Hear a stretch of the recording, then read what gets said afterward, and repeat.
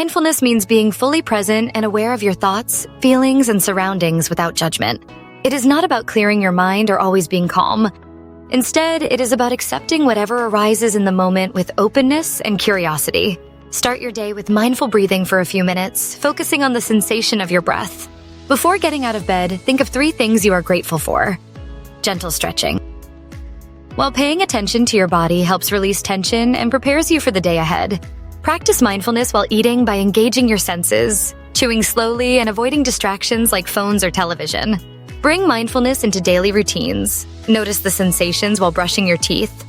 Observe your surroundings during your commute, and focus on movements during household chores. Set boundaries for checking emails and social media. Use reminders to take breaks from screens. At work, begin meetings with a minute of silence, take mindful pauses between tasks, and listen fully to colleagues without interrupting or planning your response. Unwind at night with mindful journaling or a body scan to notice tension. Limit screen time before bed.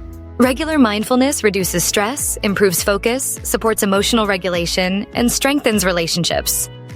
Start small, be consistent, and enjoy the journey to a more mindful life.